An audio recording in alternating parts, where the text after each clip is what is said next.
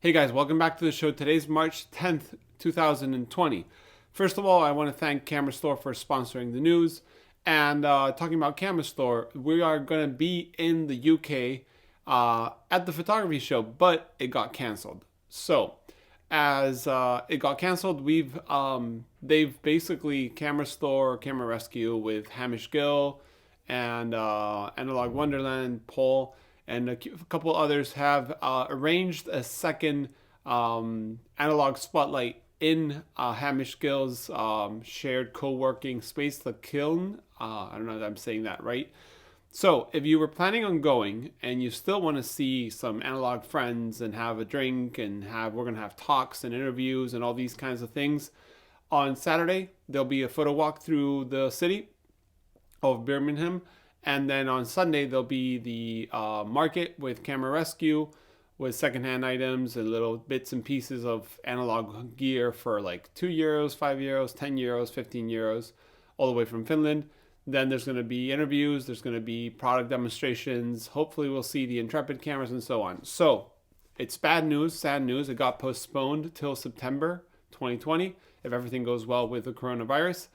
And if it doesn't, we'll see. But if you still want to do that, you can still go and get to meet people like me and others. Hopefully we'll all be able to travel to this smaller event. Then I want to mention a little piece of a spin-off of the news. You might have noticed that last Sunday I uploaded an interview with Rezivot Labs about their light meter on Kickstarter. Because of the news is such a quick summary once a week, I never have time to really express maybe more doubts from the community or from me about projects and parts of the news that are coming through this weekly videos. So I started this part where I will be interviewing people in the industry, talking about more relevant questions than just announcing this happened or that happened. So if you enjoy that, it'll be probably twice a month. And it's not going to be a podcast. I'm not going to be praising products. It's more of like my thoughts, my worries, the community worries translated to brands. So if something comes out, I'll ask all the questions. I'll try to ask tough questions and things like that. So people will get a bigger and better idea of what's going on with the community and with the new products. So I hope you enjoyed it. I left the link below. There's been a good, very positive response.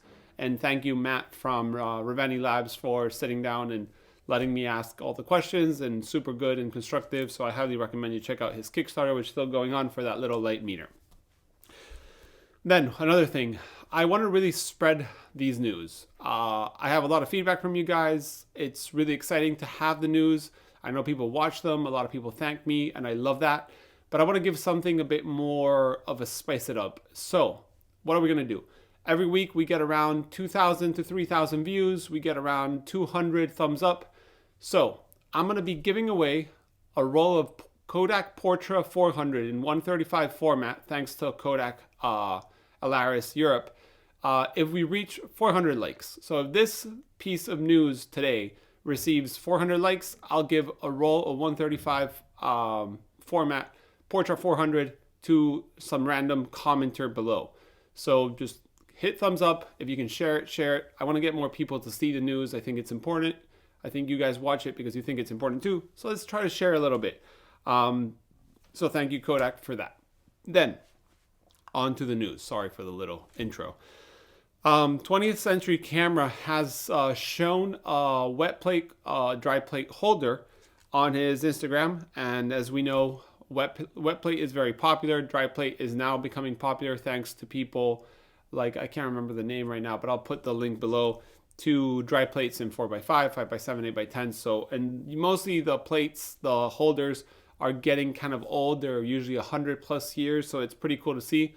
Also, we have Stenopeika that showed their 4x5. So there's plenty of options. Either you're in the US or you're in Europe, or if you want one, also Chamonix makes them. And I think other people make them. So if you're looking for that, maybe 20th Century Camera, it could be one of those options for you. Intrepid, I mentioned, has hinted the 5x7 camera was going to be announced at the photography show. We were going to see the 8x10 and larger and all these things.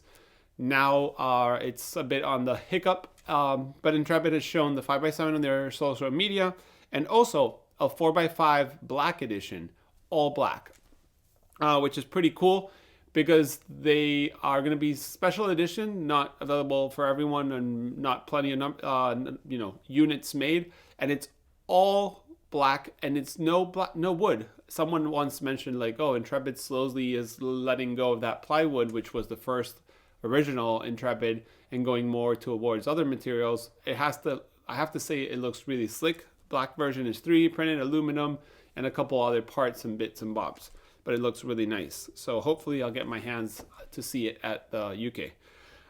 Then the FPP Project wrote me to let me know that they've come out with a new D96 powder chemical to develop your cinematography film and other normal film. It's a powder to make a gallon. So if you're one of those that likes XX or something like that, you can get it and mix a gallon and develop your film. Then we have also Catlabs has gotten their 320 ISO film back in stock, black and white emulsion, 35mm or 135 format. If you've been waiting for that, it's now back in stock. Then we have Photoklassik International, the magazine that I've been writing and collaborating for a while, has rebranded to Silvergrain Classic or Classics. This rebranding is because Photoklassik also existed in Germany, so in German, and the Photoklassik International was the English version, so to not confuse one with the other, Silvergrain Classics from now on. The new magazine's already out. You can purchase it. I'll leave the link. It's an affiliated link. It helps this show and keep running.